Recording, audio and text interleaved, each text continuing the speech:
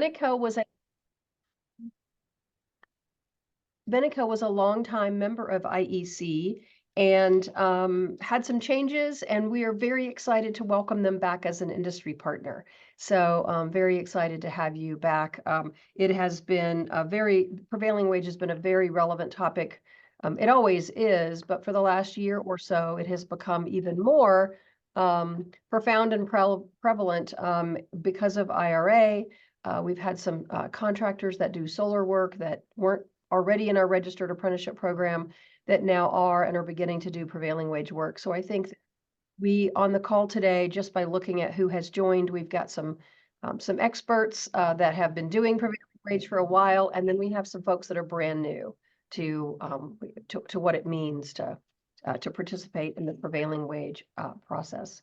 And Jane, I don't know that I'm going to get your last name correct either, but Earthen, is that right? That is correct.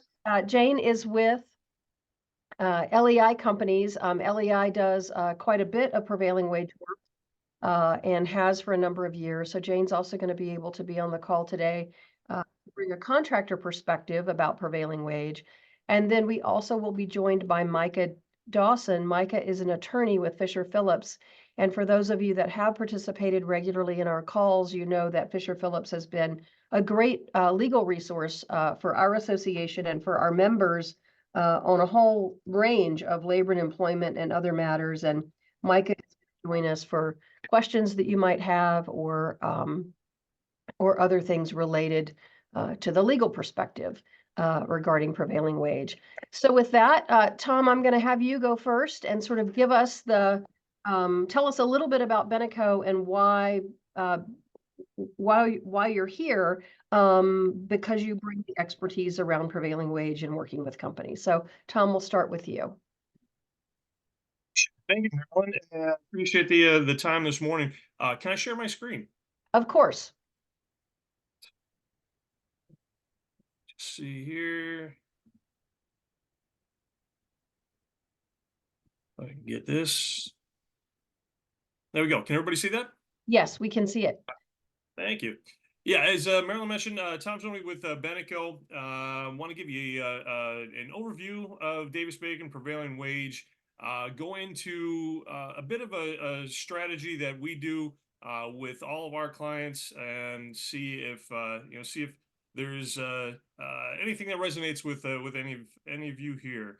But a quick background on Benico. So we have actually been in the industry for about 40 years, and at our core, we are an administrator of benefits, but we work solely with contractors that are doing prevailing wage work. And these numbers are a bit outdated, but over the past 10 years, we've handled about $1 billion in contributions to benefits, help save a little over probably 200 million at this point in labor burden. I'll go into what that is, and definitely helped a lot of our clients and their families.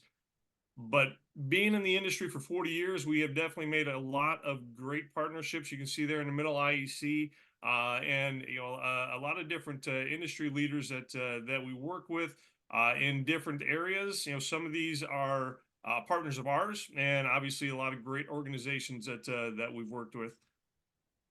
So what is Davis-Bacon prevailing wage? Marilyn said there are some of you that have been doing a lot of prevailing wage, some of you that haven't. So this will be a refresher for some, but hopefully some good information for those of you that haven't gotten into this work yet. But Davis-Bacon Act, it's the federal law requiring contractors to pay at least the locally prevailing wages for jobs done federally, state, or locally. So for every federal project, you're going to be required to pay a prevailing wage no matter what state you're in. But the map here, the gray states that you see here, are the states that actually have state and local prevailing wage requirements as well. And each state, each locality is going to be different as to what those requirements are going to be. But really, you're going to see a lot of variance depending on the work you're doing and the geographic location that you're doing it in. Oh, for instance, all federal projects over $2,000 are going to be required to pay prevailing wage. So that's pretty much everything. So anytime you're doing a federal project, you are going to be required to pay that prevailing wage. State municipal funds are going to vary. Now, currently in Colorado, I believe it's 500,000 and up for a state project, and local that's also going to vary depending on where you're at. Service Contract Act contracts. We throw this in here because we're seeing a lot more of this over the last couple of years. And just a quick example of a service contract, we have a client that is in the security business. They have security detail that they hire out to different companies. Well, they got hired by their local airport to do security, and because it was an airport, they are now required to pay those employees a prevailing wage for doing that work. And that's a quick example of the service contract work that we're seeing. Not a ton of it, but wanted to throw it in there and make sure and get that information out. And when does it apply and who does it apply to? So this is pretty simple. It is the men and women doing the actual work on the job site. It's starting to spread. The definition of prevailing wage work is starting to grow a bit, and we're now seeing that some companies that let's say make wire harnesses, and those wire harnesses are used on a prevailing wage job. Now the employees that are making those wire harnesses are required to get a prevailing wage. So we're seeing this change on a constant basis, on an ongoing basis. The definition of who is to be paid a prevailing wage, and we stay on top of it. But that's just a quick example of what we're seeing. But really, it comes down to the actual men and women that are doing the work on the job site. It doesn't necessarily apply to owners or administrative staff. There have been instances that we've seen where an owner will go on site and do work, and then they would actually be required to be paid a prevailing wage. But for the most part, owners and administrative staff are not required. So wage determination fringe dollars, and this really gets into the basics of prevailing wage. So every time you have a project that requires a prevailing wage, you are going to have to pay a base wage and a fringe benefit per hour. And I'll show you where to find those. But and again, every job class is going to be different. Every location is going to be different with a base wage and a fringe. But together, those are your prevailing wage. And when you have that prevailing wage, it is going through payroll, and it's obviously going to get hit with the labor burden here, and that is your FICA, your federal, state unemployment, workers' comp, general liability. In general, we see this be about a 25 to 30% labor burden for those dollars. In a minute, I'm going to go into a real life scenario with one of our clients, and we're going to use 30%. But when we talk about labor burden, that's really the additional money that you as a contractor are going to pay those prevailing wages. So wage determination, what is it? The regulation that establishes the prevailing wages and fringe benefits for work classes in geographic areas. So real quick, a quick history on prevailing wage. This has been around since 1930. And the reason the government, came about with prevailing wage was the unions were getting all of the public jobs. They were getting all the work, and the government wanted to open it up and make sure that the private sector got to bid and win and do the same jobs, but they wanted to make sure that they weren't coming in undercutting the unions just to win the business and then paying too little to their employees. So they came out with prevailing wage and said, okay, based on the work that's being done and the general amount that we see that's being paid for this kind of work, this is what you're going to have to pay. Now, how that's determined is the government will send out surveys to unions, to merit shops, to everybody doing this kind of work. And for the most part, the unions send them all back. The merit shops don't always send them back. So what we see when we see the wages for these jobs, it's pretty much based on what the unions are paying. And I say that because the unions are going to pay a base wage, and then they're going to pay into the employee's benefit package. So when I talk about fringe dollars in a minute, I want you to understand that fringe dollars were designed to go into benefits. And where do you find all this information? Well, it's on sam.gov. You can filter it down by county where you're doing the work, and then by the class of work, and you'll see it'll give you a base wage and a fringe dollar amount that has to be paid. So when it comes to fringe dollars, and this is right from the Department of Labor, you have two options as a contractor to pay those fringe dollars. Now, the employee that earns those dollars, that they have to be paid to that employee. You can pay in cash, or you can put it into a qualified benefit through a bona fide trust, or a combination of the two. But those are your two options: cash or through a bona fide trust into a benefit. Now, bona fide trust is going to be an outside third-party trust, unaffiliated with the company, and that third-party trust will take on the fiduciary responsibility of handling those fringe dollars. And again, cannot be affiliated with the company, and you cannot mix company dollars with fringe dollars going into benefits. And what I mean by that is you can't do the work and then just say your fringe dollars are going into your 401k and handle that on your own, or into your health insurance. It actually has to go through a qualified third party, a bona fide third party trust. And here are the four benefits that you can legally use fringe dollars for. It's your pension, 401k, health and welfare, and the ancillary benefits there. We're talking about vision, dental, even life insurance, disability. All of those benefits can be used, or fringe dollars can be used for. You can also use it for your vacation and paid time off policy. Not your sick time off, but your vacation and paid time off policy, and a qualified apprentice program. One additional thing that is allowed is an HRA plan. And this has to be in conjunction with your health plan. But if you have an HRA, it's a little different than an HSA, if you've heard of those. But you can use fringe dollars to fund any of these benefits. So here is a real world scenario with one of our actual clients from last year. And this is the difference of paying fringe dollars in cash or paying it through that bona fide trust into benefits. So this particular client had a job where they were required to pay a $30 base wage and a $12 an hour fringe amount. So if they were to pay everything in cash, that's $42 an hour, it all goes through payroll. This is where that labor burden comes in of 30%. So they paid 30% on all $42 per hour. That's an additional $12.60 in labor burden, paying a total of $54.60 per hour to those employees. Now, when we were able to show them this strategy of putting it through a bona fide trust and going into benefits, well, now they have taken the fringe dollars off of payroll. They are still paying the base wage, have to pay that in cash. So the base wage gets hit with the labor burden, 30%. So they're paying an additional $9 per hour in labor burden. That's $39 an hour, but the $12 in fringe now goes in to their benefits.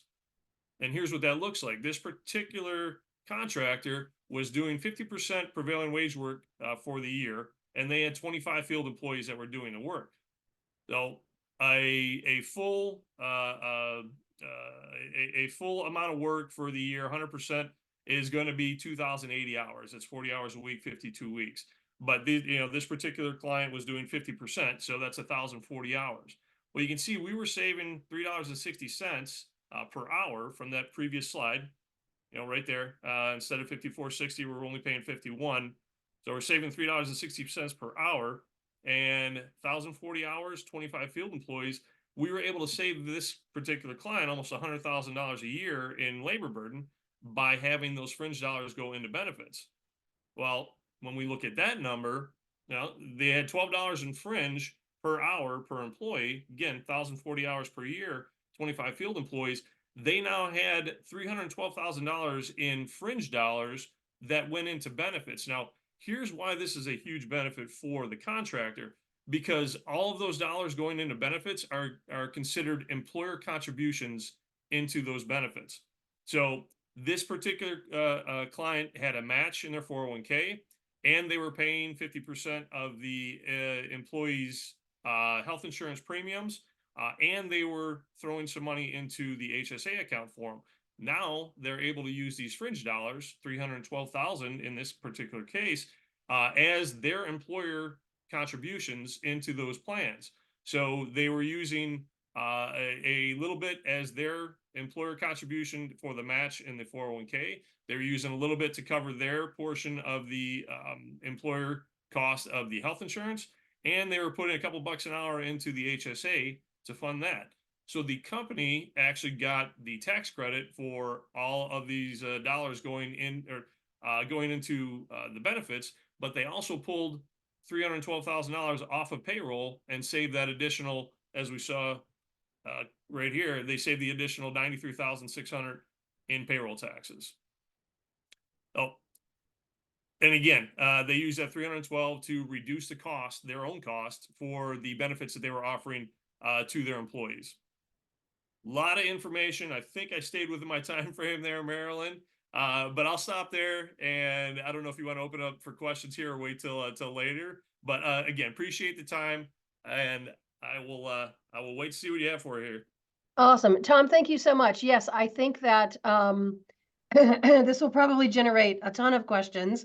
I did ask while you were talking that if anybody has questions to put them in the chat during the speakers, as speakers are speaking, but then we're going to open it up to live questions once everybody's sort of had a chance to share their perspective. I'm going to go next to Micah Dawson. Micah, if you can, share with us your perspective about what you see happening with prevailing wage, specifically, anything that our contractors need to know to avoid legal challenges or to make sure that they're checking specific boxes. Maybe reiterating things that Tom shared or, other things from your perspective. No, happy Welcome, to. Can you Micah. hear me, Thank you. Marilyn? No, thank you. And that was Tom. That presentation's awesome. It's a lot prettier than mine. So while he was going through there, I was like, I can cut all this fat off of mine and make it a lot easier and hopefully a discussion.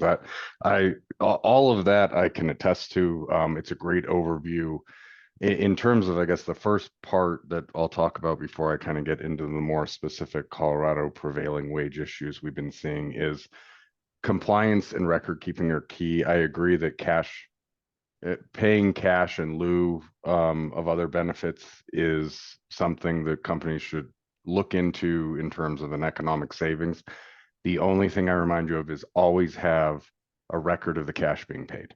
I have had to defend wage and hour investigations federally where the cash wages, I have outgoing cash amounts, but we don't have records of them, how they're being paid or what amounts are being paid to specific employees. And that type of investigation, I can tell you, lasts years and can be extremely costly because the cost of record keeping is always on the employer in these types of situations. So those would, again, I fully support and believe that using the cash in lieu of benefits is important for companies, especially given labor costs these days. But in doing so, and I'm sure Tom's team can help, ensuring that you have that record keeping is key.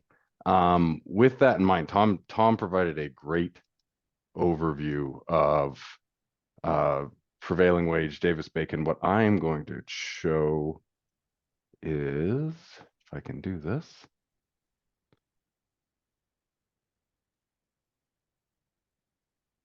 See if this works. So I'll give a little bit of an overview in the conversation about the Colorado prevailing wage. Not only do we have the Colorado prevailing wage, we also obviously have municipalities with prevailing wage here in Colorado, which is extremely important. I don't know if anybody has watched the news this week, but the Denver auditor came down and there was a decision by an arbitrator with respect to the Denver auditor's findings of a prevailing wage determination against a homeless youth shelter in Denver, costing them $2 million extra from what they paid on a project. Essentially, the youth shelter was under the understanding that their new building project that is a center and a housing unit for youth experiencing homelessness was considered and deemed a residential project by the city of Denver. There was a change in auditors during the pendency of that contract, and the new auditors found that it was a building and construction contract. So the prevailing wage that the Denver auditor found that this nonprofit corporation who relies entirely on funding through donations has to pay an extra $2 million in labor and costs under the prevailing wage in Denver because of either a miscommunication or I'll leave it at that. I'll say a miscommunication from the city. So to the extent you think there is going to be any leeway given to you by the city or state in Colorado, you're mistaken. They will come after you for anything and everything. It is on all of their lists in terms of top priorities is ensuring that prevailing wages or wage theft is a highlighted newsreel for them at all times they can. So with respect, getting into the Colorado prevailing wage, it is broader than Davis-Bacon, and it is broader than the Service Contract Act. The CDLA uses a match or exceed language. Hopefully if to the extent any of you are on projects that have CBAs, they're likely to exceed. But again, given the group we're talking to, for those of you on projects that don't have CBAs involved, it is extremely important to make sure that you're in compliance, especially if you have subs on site, because it implies to employees engaged by contractors or subcontractors. So the city of Denver and the state of Colorado has taken the position and redefined what a worker is. It's not an employee, it's a worker, is anyone working on a project. So they will attempt to imply liability to contractors via their subcontractors, employees, without the historic joint employer test. They essentially say if it's a worker on a contract that you're getting paid on and you fall in the stream, potentially that you can be held liable. So any public project construction alteration can fall under this 500K or more. This doesn't obviously include CDOT projects, federally funded projects, or some city, county, and school district projects. You generally will know whether you're under the Colorado prevailing wage law once you get signed up and have the bid accepted, but make sure have your compliance team or your legal team check just to make sure before you get started, because it's so much easier to be compliant from the start than it is to catch up. The Colorado prevailing wage, little nuances to know in addition to what Tom talked about with Davis-Bacon, medical, hospital, pension, retirement, death, vacation, holiday pay are included within the fringe benefit requirements. Defraying the cost of apprenticeship or similar programs can be taken into account for those of you using apprentices on these types of projects. But there are separate apprenticeship and requirements and contribution rates that you need to make sure you're in compliance with. The payment of prevailing wage, again, it applies to the same general set of employers, but it applies specifically to generals and subs. The wages and fringe are set by the Department of Personnel Administration. Proper classification is key. This is a little bit of an offshoot from Tom's presentation. Classification, we'll get into it a little bit when I'm talking about compliance, is essential. Just because an employee has a job title doesn't mean specifically that they may fit only into that job title's pay rate. If they are performing other types of work primarily as part of that job, they may actually fit into a different classification than what we have titled or hired them for initially. I have been involved in numerous litigations, both federally and at the state level, with respect to classification issues and people saying, hey, I was working as this and not actually as a laborer, I should be paid the extra $12 an hour. And these types of determinations can be 6-7 figures if a misclassification is found. Another big one just to keep in mind, in Colorado, they must be paid weekly wages and benefits. So making sure that you're in compliance with your contract. I've seen employers, unfortunately, keep on or stay on contracts that they have contractual language saying we will pay weekly. And when they keep their normal bi-weekly pay cycle, they've actually gotten kicked off of those contracts and banned from any future state contracts. So make sure you're in compliance. It is a little bit more of an administrative burden and lift for some of your team. But again, in doing so, these types of contracts, once you get in the groove, can be easy to stay in compliance with. Let me see. Compliance for the prevailing wage contractors and subs, obviously maintain your on-site log of employees, submit your payroll reports and contact information of the benefits administrators.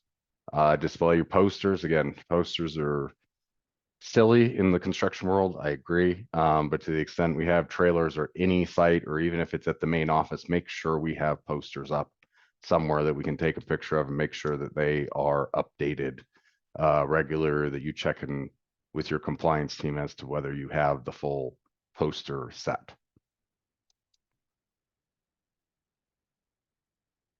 Compliant overtime, similar to the federal, obviously in Colorado, as you guys know, daily overtime of over 12 hours in a day. Similar in terms of making sure you're ensuring compliance, tracking hours, and tracking overtime pay specifically. Paying the fringe benefits, again, similar to the federal, can pay all or part of fringe employees in cash, can use the fringe dollars to purchase bona fide benefits plans. Tom's team can help you with the compliance there and picking and choosing which of the plans fit best for your contract and help keep that burden down. This is the biggest for me. Sometimes in these contracts, employers who are working on both either Davis-Bacon or prevailing wage state contracts, in addition to separate private contracts, don't always ensure that there's a change or specificity to the prevailing wage payroll and records. Again, maintaining these is essential for any audit. And I can guarantee you, anybody who is on a state funded or a Denver City project funded project, you will get audited in the next 3 years.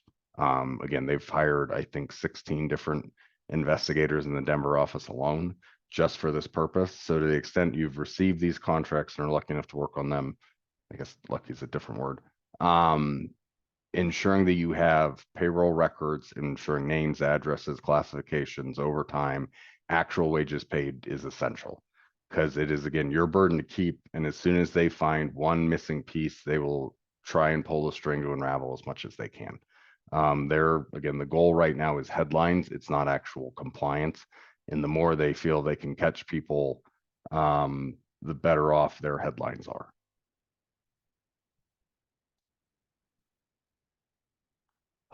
Compliance with subcontractors, obviously federally required to include the contract clauses and subs, provide the wage determinations.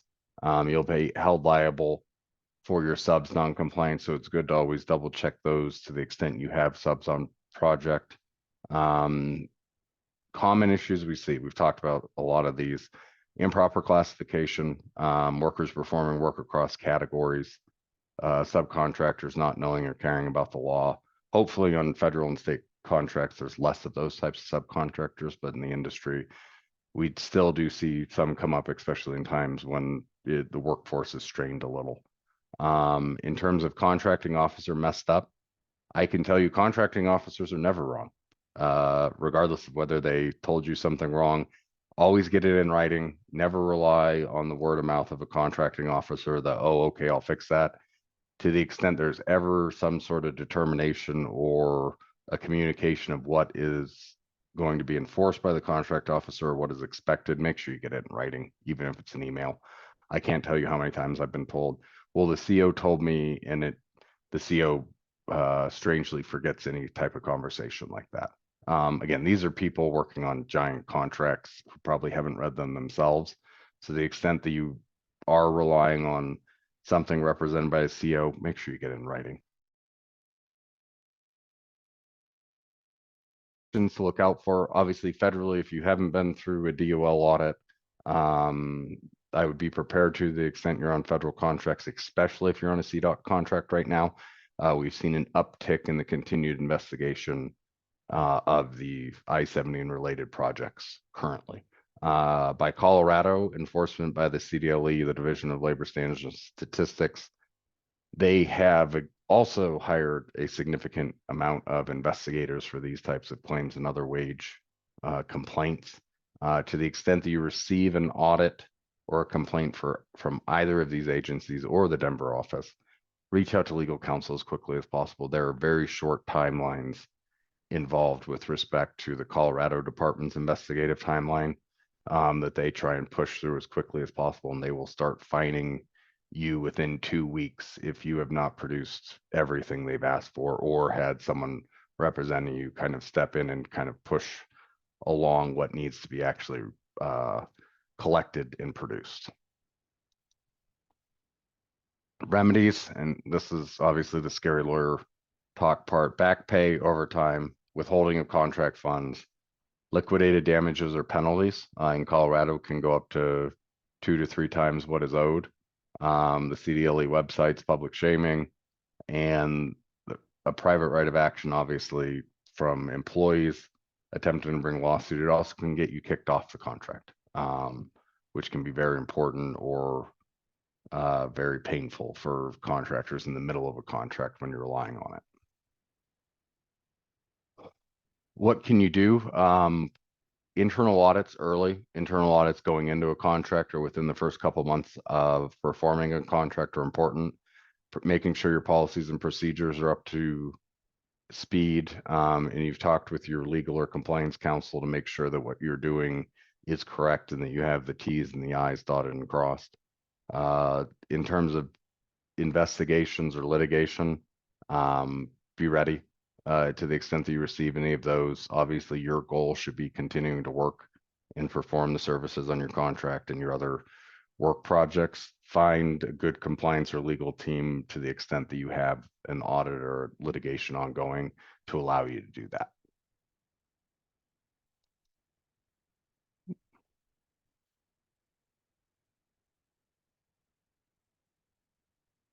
Questions? Thank you, Micah. Also great information. We did have 2 questions probably related to your section, and then we will go to Jane. One question is, how does this affect salaried employees working on prevailing wage jobs, such as a salaried superintendent? So you have a salaried person on a prevailing wage job. How is that similar or different to other workers on the job, hourly workers? So admittedly, it will be dependent on a federal or state or city contract. Salaried, obviously, because they're not hourly, have a different pay expectation in the state. Minimums will apply. It will depend on the specific contract involved, whether they have a prevailing benefits requirement for salaried. Normally they won't. But to the extent that they do, again, these are very small. It's a small type in the back of the contract that you'll want to look at to determine whether your salaried employees have any prevailing wage or most likely benefits requirements. Normally no, but I would ensure that your contract doesn't have any inclusions of those types of benefits. And then the second question relates to ratios. Are Colorado ratios still 2 to 1 and City of Denver 1 to 1? The answer is that on public sector prevailing wage projects, yes, IEC Rocky Mountains ratio standards per our registered apprenticeship program are 2 to 1 for the state. And that means 2 apprentices for every journey worker, but one of those 2 apprentices has to have, I think it's 6,000. Now that I'm saying this, Jane or Mike on the call, they have to have 4 or 6,000 hours towards their 8,000 hours as part of that 2 to 1. So you can't have 2 green apprentices to 1 journey worker. You have to have an experienced journey worker. And those standards were just reapproved by the U.S. Department of Labor for the IEC National Association. So we're solid and good with the U.S. Department of Labor on those 2 to 1 standards for our apprenticeship program. Note, though, that it depends on what your contract says. And also, yes, the city and county of Denver is still 2 to 1. It is still 1 to 1. As well as there are a couple of other municipalities that are 1 to 1. For any of you that are already in our registered apprenticeship program, not having apprentices enrolled in the program, but that are doing prevailing wage work and are part of our registered apprenticeship program, you have signed a set of standards so that you know what to follow, and we can get you copies of that information, but it also outlines where those 1 to 1 municipalities exist in addition to what the city and county of Denver requires. Hope that helps.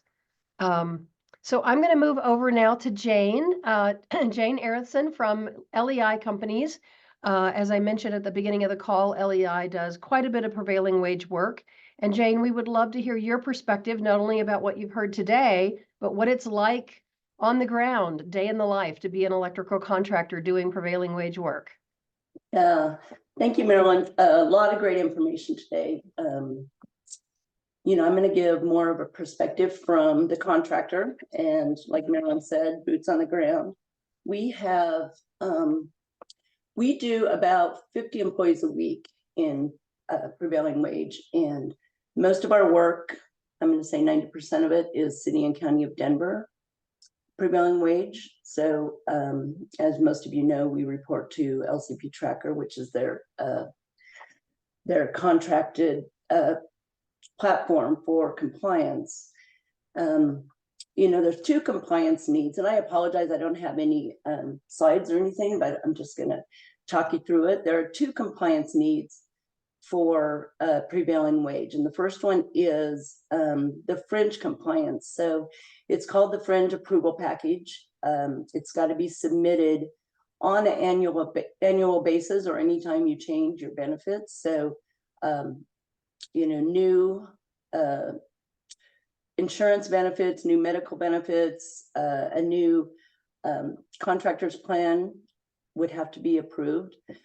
They do that at one time a year at renewal. Currently, we renew on January 1st. And for some reason, our approval is set up for March, which it does make it challenging. I know if you guys work with the city and county of Denver and LCP trackers, there is a huge lag in the time from when we submit to when things are approved.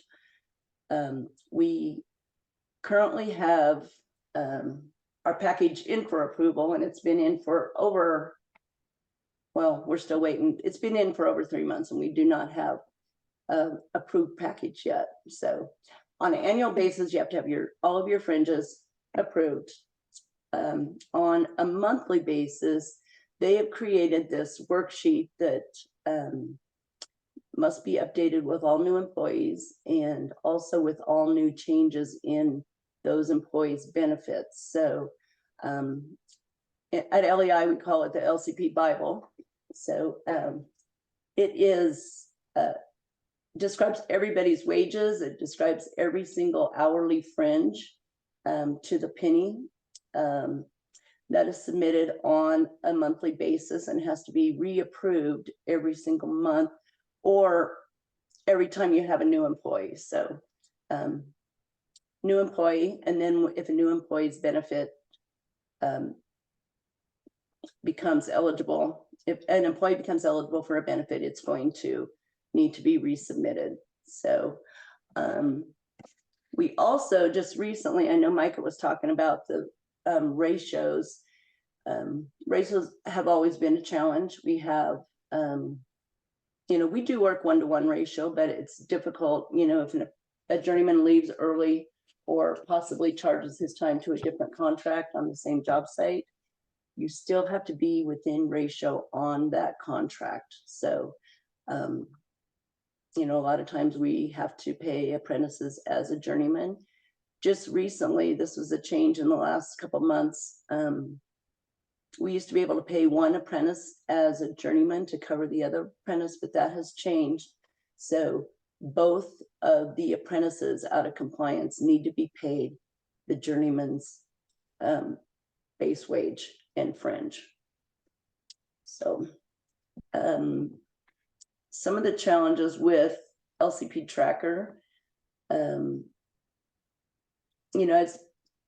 I'm sure you guys know, like the project name in LCP Tracker includes the auditor's first initials.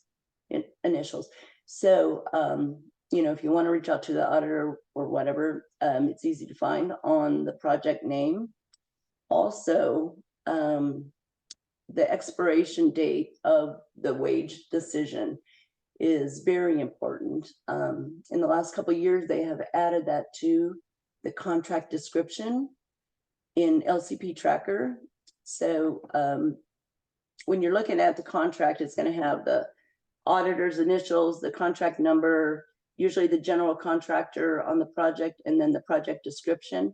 And then there will be a date at the end, and that is the expiration of the prevailing wage. That date comes from the due date from the bid to the city entity. So whoever the general contractor is, the very top contractor, when their bid was due to the city, that is the date of the expiration for prevailing wage.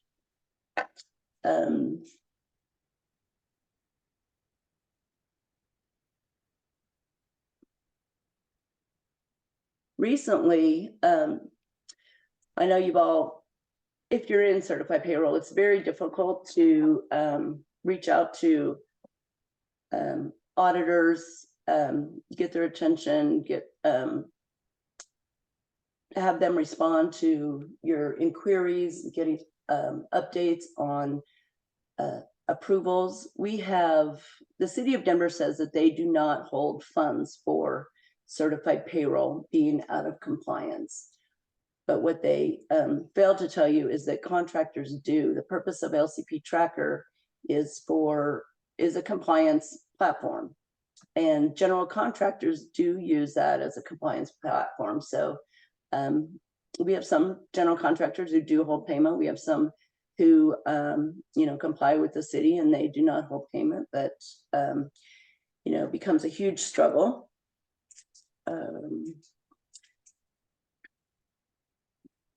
I guess let's go ahead and open it for questions if anybody has any questions. Awesome. Thank you, Jane. I think it's really important for your peers that are on the call to really hear what it's like day in the life. And I'm sure that each of the contractors on the call also have perspectives to share, from their experience as well. So it is about 8:15. We have 15 minutes left in the member forum. So please feel free to unmute, turn on your cameras or not. But let's have a little bit more discussion and questions about what are your challenges? What are some of the concerns that you have? If you're new to this, if you've been doing it for a while, let's open that up for discussion. And Micah and Tom, if there's anything now that you've heard from others, if there's anything in addition that you would like to share that you've thought of that you might not have said in your first presentation, feel free to unmute and we'll just have a little bit of interactive conversation here about prevailing wage. Micah. Hi. Oh, go ahead. Okay. No, go ahead. My name is Mari and I'm with Mom Electric. And my question is the ratios in Denver you say are 1-to-1. Is that also, are you able to have 2-to-1 when the second apprentice has 5,000 hours or more as the other projects? I wish that was true in the city and county of Denver, even though that is our standards. And there was a city ordinance passed a couple of years ago that allowed the city and county of Denver to match state law. So if you're doing a private sector project, it can be 3-to-1, just like it is with the state. However, we have not been able to get the auditors to agree to follow that 2-to-1 standard for the city and county of Denver. So city and county of Denver remains 1-to-1, even though our standards allow for something different. We have not been able to get them to change that policy or perspective. Okay, that's good to know, because I was under the understanding that, because they had to change previous, but I wasn't aware of that it was only for private sector. Yeah, private sector's 3-to-1 across the state, including the city and county of Denver. It's when it's a public sector prevailing wage project that these 1-to-1 or 2-to-1, if you're following, if you're using our standards for a prevailing wage project. I know it gets kind of crazy, and we've worked with the city and county of Denver over the last, gosh, I don't know, Jane, I don't know if you've been involved with this in Brandon. Brandon Bruman with LEI and I have done a ton of outreach to the city and county of Denver through the auditor's office, and they're not hearing it. It's 1-to-1. Okay, and it would be great to get that information, but those ratios, because I know like we always had that memo once a year that showed, what the policy was and what the ratios were and the periods. It would be good to have something similar to that with the county Denver saying just that does only applies to 101. Got it. Happy to take that on. Thank you. Other Thank you. questions? Yes, other questions. Micah, I know you had something. We'll let you go next.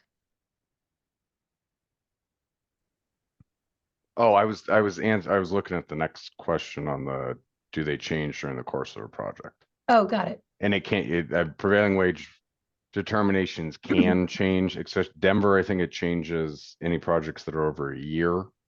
State and federally, usually it's a process of depending on the project itself, but no, they can be raised during the pendency of a project. It's always something to keep in mind or to talk with your contract officer about.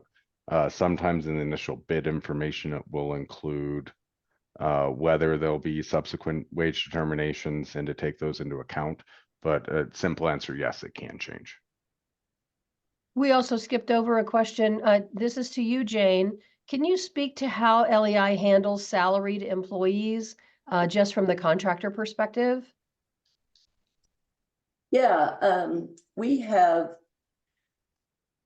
we do not have any salaried employees on the job site, only because if they are wearing tools, they need to be paid the prevailing wage, regardless if they're salaried or hourly. It still has to add up to the total prevailing wage. So that's how Denver looks at it. It's like, they say if you're turning a screwdriver or using a wrench, you have to be paid the full prevailing wage package. Thank you. Micah, And I answer the guess question. I can clear, and Yeah, go I ahead, can clear Micah. up my answer a little. I wasn't trying to dance around it. It is rare to see a salaried employee on a prevailing wage project. Just because, and I think Jane hit it perfectly on the head. For these types of roles or the services being performed by the employees, it's generally an hourly. And Jane's correct. There is a metric in Denver for a salaried employee where you have to do a division by the number of hours to make sure their wage meets, and then benefits included. Again, for that type of unique circumstance, it's almost always easier and generally recommended to just have them at one of the hourly rates included in the contract. And then this next question, Tom, I think I might have you answer it, and then Micah and Jane, you can add anything additional. Apprentices can be paid a percentage of the base rate and the fringe rate, since the standards state it is a percentage of both base and fringe, correct? Solid question, and I need to run that one by our team because I am not positive on the apprentice pay. So let me get back to you all on that one. And Mike, unless I'm gonna have to defer to our back office on that one. Micah, apprentices paid on a percentage of base rate and the fringe rate, since standards state it is a percentage of both base and fringe. And Nicole, if Micah, is that a clear question, or do you need some additional information? I would be wary of providing any overview of that specifically, because I think it's going to be specific to the contract, the apprentice, what I guess role they're in, and the other rates being paid. And again, whether it's a state, city, or federal contract, I would be wary of giving advice on that without knowing all the background. I'd have to come back, but generally fringes are attached to the rates that they're being paid themselves. So I don't know if it's I don't know if percentage is the right descriptor, but the benefits that are owed to apprentices should be very easily determined through the contract. And whether that's a percentage of what we're talking about, a master craftsman, maybe that correlation works. I just don't know how percentage is being used. Got it. And can Nicole, tell you- if there is additional information that you can provide us, we're happy to pass that along to Tom and Micah for more clarification. Jane, did you have something to add to that one? Yes, I was going to tell you that if your apprentices are in an approved apprentice program, then yes, you can pay a percentage of the wage along with a percentage of the fringe. And that's percentage of the journey worker. I guess Correct. that's that clarification. That's the percentage of the journey worker rate. Yes. Yes, and that's the report that we share annually that shows for first that shows for the progression through first and fourth year of an apprentice based on the percentages of the journey worker rate. And that comes from the annual salary survey that each of our contractors participate in that are part of our registered apprenticeship program.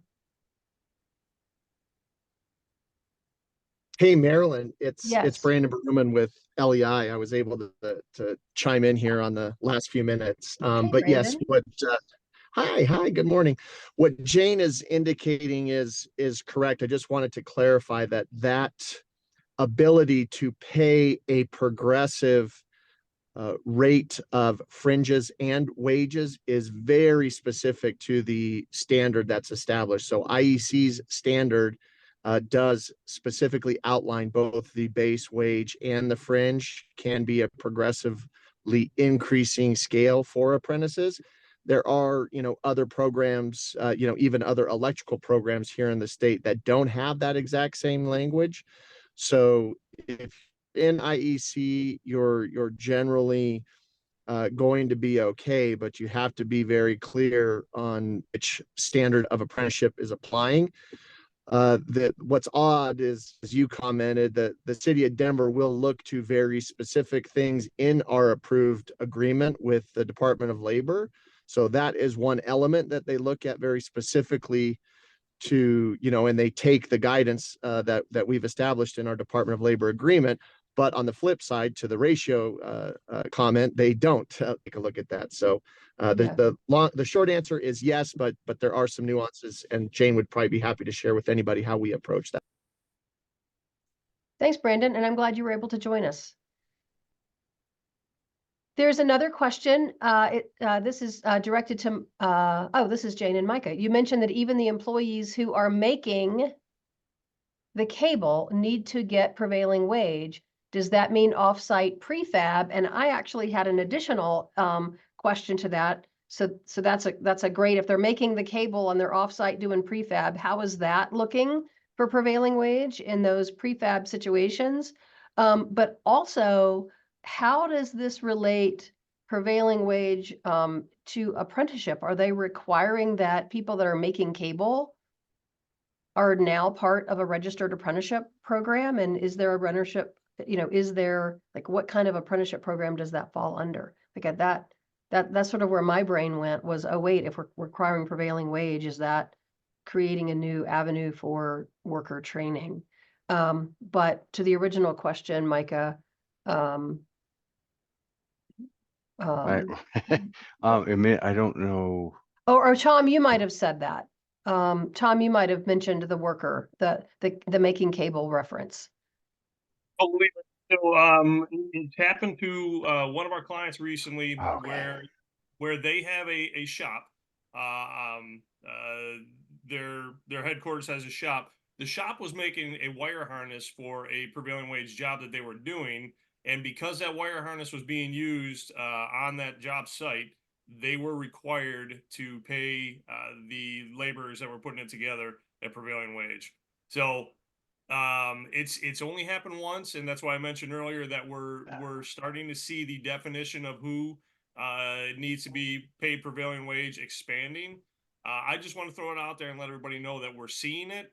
I don't know exactly how or when it's going to come up, but that was one of the specifics that we heard was when there's a job site that requires something to be prefab, and the employees that are making it need to be paid the required prevailing wage. I don't know what that wage is. They were able to find that out from the DOL, but yeah, I just wanted to make sure and mention that it is out there, and we're starting to see that happen. So Micah or Jane, either of you see this in implementation with prefab projects?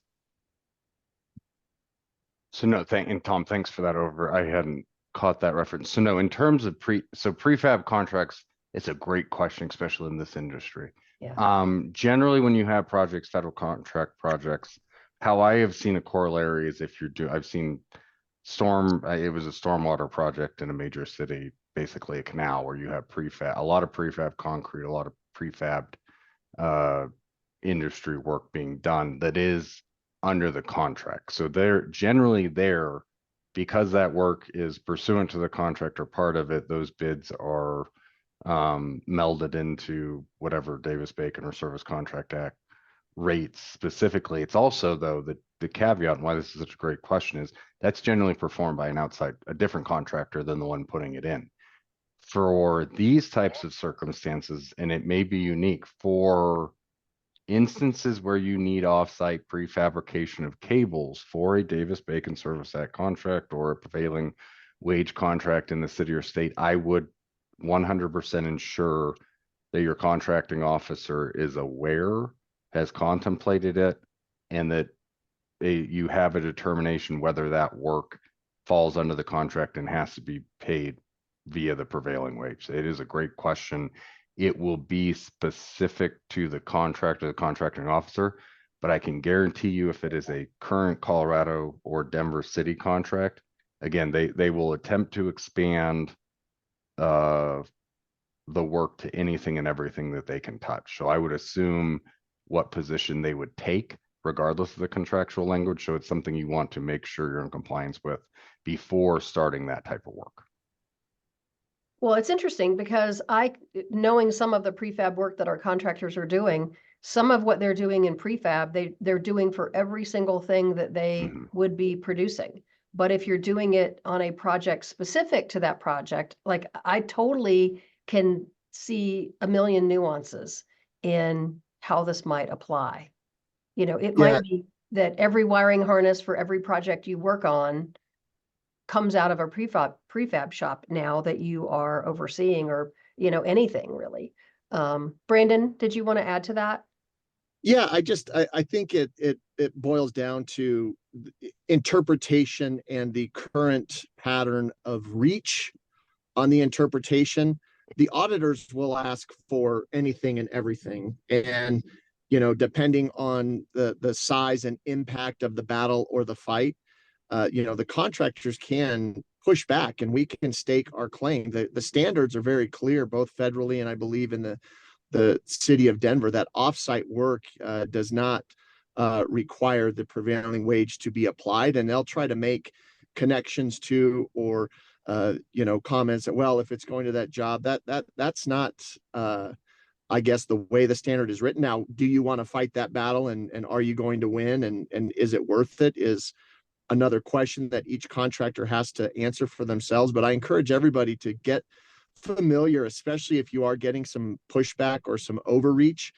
Learn the federal standards. For example, we had an auditor who went on site on a Denver project and started claiming that the apprentice and journeyman ratio needed to apply to essentially two workers working hand in hand, that journey worker on level 1 and apprentice worker on level 2 was not qualified for ratio compliance because they were on different levels. Well, the federal standards make it very clear that line of sight, as do the IEC standards, that line of sight is not a requirement for being under the supervision of a journeyman. So I'm not saying go out there and pick battles, and I'm not saying that you're going to win all of them. So certainly do it with caution, but you don't have to just accept their interpretation. Professionally, politely pushing back, asking for the regulations and the interpretation in writing is something that we're entitled to. And if we allow the continued overreach. It's just a slow drip that eventually becomes a puddle that will be overpaying and making ratio and standard compliance decisions just to appease auditors, when in reality that's not what's required and not the intent of the federal regulation or the city ordinance, which is widely adopted from the federal standards. So again, I'm not advising anyone to push back. I know, Micah, you're probably cringing, but No, they're not always right. We win plenty of battles with them. That this message is entirely supported by me. It's just I have to be a little more careful, but no, it is, again, that we are in a period of, especially in this state, where it is a scary overreach, especially in this industry, in the attacks that you guys are under. It is, again, pushing back in a professional and very intelligent, strategic way. We fully support and advise. There's not an attorney in the state of Colorado who has sued the state more than I have in the last 3 years, and that is an unfortunate title to have. Well, I know, not related to prevailing wage, but I know that I had a conversation with the Department of Labor several months ago explaining our position about something. And the Department of Labor said to me, if that's what's happening, that's overreach. So, but like I felt like it was a reasonable conversation, that just bringing something to someone's attention made them go, oh, wait, that's not really, and it was someone that thought they were doing their job and they were being a little more enthusiastic about the implementation, and it worked out. It worked out just by having a conversation. The contrary to that is the cases that I've worked on that include $7 or $1 million fines, and it takes us litigation until we get to the attorney general to make that determination. Got it. And that's Got the it. cooler head in the room. So it is, Yeah. again, in being strategic and ensuring pushback or your compliance. But again, you don't have to roll over to every auditor or Department of Labor directive or finding. The laws are very specific, and sometimes the interpretations can be a little enthusiastic. So couple of things, a couple of other questions that have come in, but it is at 8:33. So anybody that does need to drop off, feel free. I'm going to keep the member forum open for anybody that can stay so we can address these final two questions. We will be, for everyone that registered to be on the call, we will be sending out a written summary with links or anything that was referenced, and a summary of the meeting. Thank you, Micah. Thank you, Tom. Thank you, Jane, for taking your time this morning. We will also send out contact information for these three individuals if you should have follow-up. If there are other questions, or if you want to dive into this deeper, please let me know. We can continue this conversation in another member forum or in another way. Tom, I mentioned, is with Beneco. Beneco is a renewed member of IEC. This is their level of expertise, and we're very grateful to have someone that specializes in this work back as one of our industry partners. So Tom, I think you have some webinars coming up. We will make sure that when Beneco has content that they're sharing, that we will put it in our newsletter or forward it to you in an email. And also a reminder that we do the same thing every month with Fisher Phillips in our monthly e-news that goes out. Fisher Phillips does a great series of labor and employment topics, case studies, and other things that we share. So make sure that you look at that industry partner section of our newsletter when it comes out. And again, if it's a challenge to you, it's a challenge to someone else in our industry. So please communicate with me and let me know, and we can do more of these or more of these on other topics. So with that, I'm going to go back to a couple. Oh, go ahead, Micah. Do you have, and one other thing, I just want to make sure in materials that you're going to be sending out, do you have Patrick's checklist? Has he sent you that before? I have not seen that. Okay, I'll Yeah. send that, and you can send it to the group. And I'm not, again, not to sell our services, not to sell mine. We are lucky enough, and I'm taking the place of, despite working and being one of the heads of our national wage and hour group, I have the luxury of having Patrick Dalen as a partner, who is in our back east offices and is the former lead litigator for the Department of Labor on Davis-Bacon prevailing wage issues. So to the extent you ever have contracts or contract questions, feel free to call me, but I will tell you, I don't have an ego enough not to tell you he is the smartest person in the room when it comes to this. Well, So I'll send his checklist out. Thank you for sharing that. I can't believe I haven't seen it. But we'll get that out to everybody. I have worked with Patrick a couple of times now on questions that we've had both in Colorado as well as nationally on some things that were, being considered by the U.S. Department of Labor. Mike is amazing, and I will attest that Patrick is also quite the wealth of knowledge. So I appreciate that he's now with Fisher Phillips. I'm going to go back to the questions. If an employee is working on a prevailing wage site, leaves to gather materials, my understanding is that the wage only pertains while on site working. Anyone want to address that nuance? If they leave to go get materials. I sent them a direct message. It's our understanding that it only applies to the actual work being done on site. And again, with the previous conversation about prefab work, but yeah, our understanding of that is that prevailing wage only applies to the actual work being done on site. I can add to that if, as far as material delivery, if somebody delivers material and just drops it at the job site, that is not considered on-site work, so prevailing wage does not apply. But if that same person delivers, conduit to the second floor and fixtures to the third floor, that is considered on-site. Great nuance. They drop it at the door. That's one thing. They step on the job site to actively do something, different story. Yes. The last question, per the IECRM wage sheet, if the state's wage rate for an apprentice is lower than what the company pays the apprentice, will we have issues if we pay our apprentice the company rate? For example, if the base rate for A1 is 15, but we pay 20, we have issues if we can. No, you can, the wage rate, the guide that we provide that's the minimum that you have to meet. But if you are paying your employees more than that as part of market rate, good for you. So that is not an issue. As long as you are meeting that minimum, you can do whatever you want, as long as you also are continuing to progress their pay throughout the apprenticeship program. And the same applies with salaried workers. Like Mike and Jane said, it's very rare to see a salaried worker on a job site. But if it does happen and you're paying that salaried worker more than what they would get from the prevailing wage, then you're fulfilling the requirement. Awesome. Thank you all again. This was great. Really great information. I really appreciate all of your perspectives. And Tom, when you're in Colorado, let us know. We'd love to have you here in person. Appreciate it. Yeah, I was talking to Brett about possibly getting out there mid-July. Awesome. That sounds wonderful. All right. Thanks, everyone. Have a great day. Let us know if you have additional questions and look for a written summary to come later today or first thing tomorrow.